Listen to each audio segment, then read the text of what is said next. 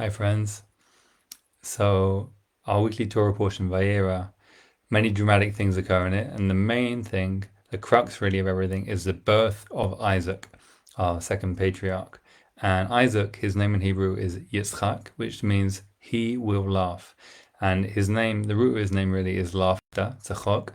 And the first time that Abraham is told you're going to have a son, even though you're way past the age when you can possibly normally expect to be able to impregnate anyone, and that your wife is going to have this son with you, and she's way past the age when we would normally expect Sarah to be able to give birth, Abraham throws himself on his face and laughs.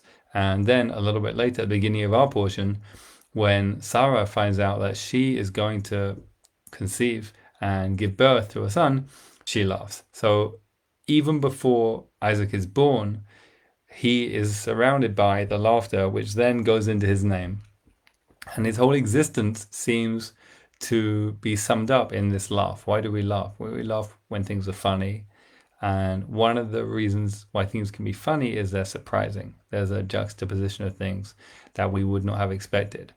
So the very dramatic moment at the end of the portion is the Akedah, the binding of Isaac. We name it after Isaac, interestingly, even though it's really Abraham, his father, who's really being tested to a large degree in this episode. It's really, you could say it's about both of them. So Abraham is told to take his son up onto the mountain, which in our tradition is Har Moriah, the place of the temple, Har Habayit, and to kill his son that he loves so much, that he's waited his whole life for, that his whole legacy is going to be passed down through, that he's this is the culmination of his whole life's work, and God is saying, you've got to get rid of it. And at the last moment, famous story, God sends an angel, and the angel calls to Abraham and says, stop, don't do it. It was just a test. I don't really want you to kill your son, God forbid. And Isaac's life is spared.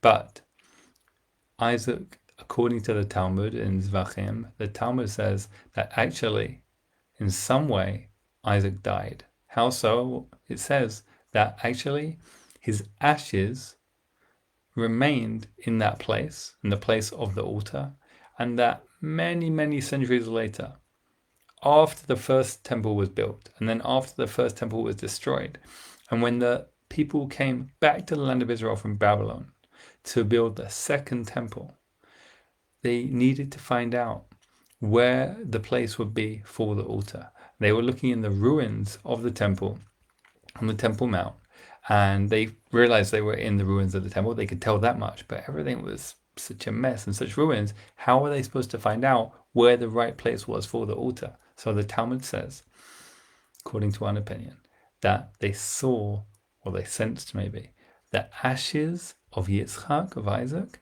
there. It's an unbelievable teaching.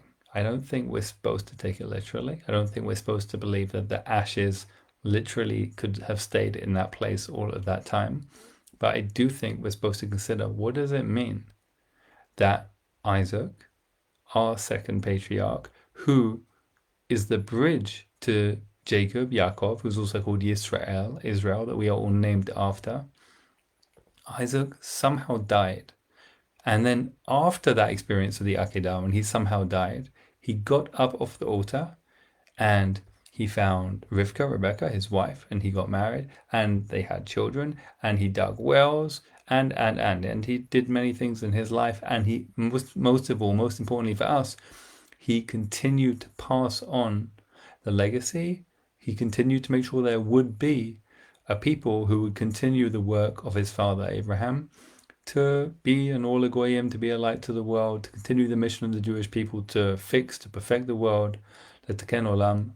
He made sure that that would happen, even though the opinion in the Talmud is saying, when his father was about to kill him in the Akedah, in the binding on the mountain, when his father had his knife to his throat, about to slit his throat, a part of him died. Even though the angel came and said, stop, don't do it, just in time to save his life, it was such a traumatic experience, maybe, that part of him died. I'm thinking about this a lot this week here in Israel, because everybody who I'm interacting with all the time is enormously affected by what has happened here on Simchat Torah a few weeks ago. Everybody, people who were directly affected, and there are many, many of them, and who've been affected by the atrocities of that day, and then also the losses that have occurred since and which are still happening.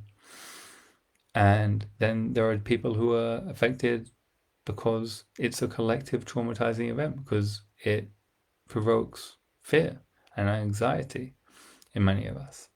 So it's fair to say that such a large and damaging event like that kills a little something inside of us. That's part of how a lot of us experience it.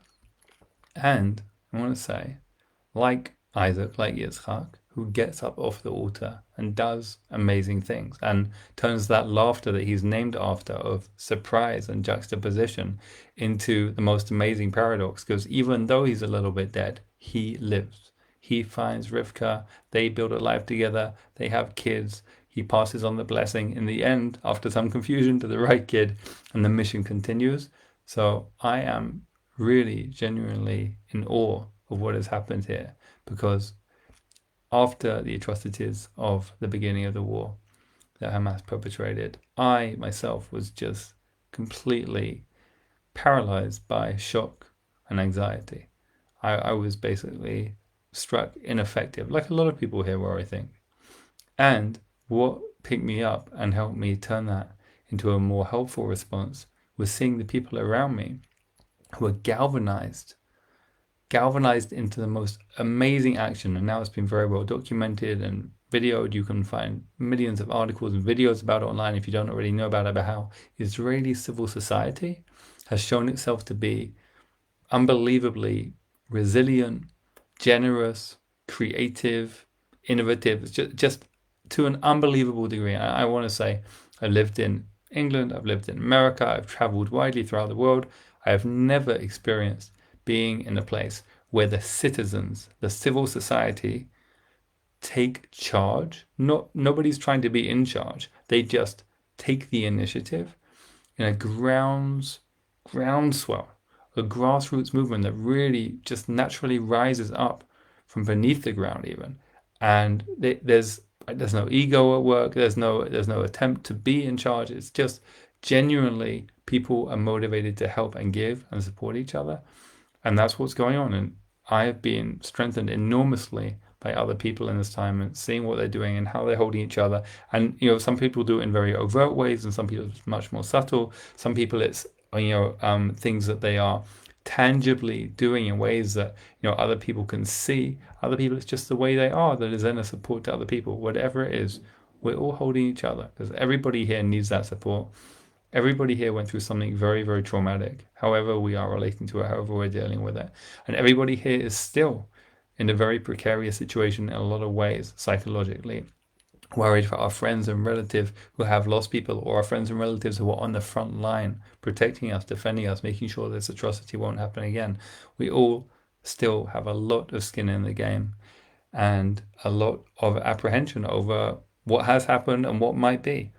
And like our patriarch Isaac Yitzchak, whose name is laughter, whose existence is impossible, who shouldn't, according to the laws of nature, have been born in the first place. That's what the Torah is telling us. It's laughable that he was born. And then who had something so traumatic happen to him that he basically died.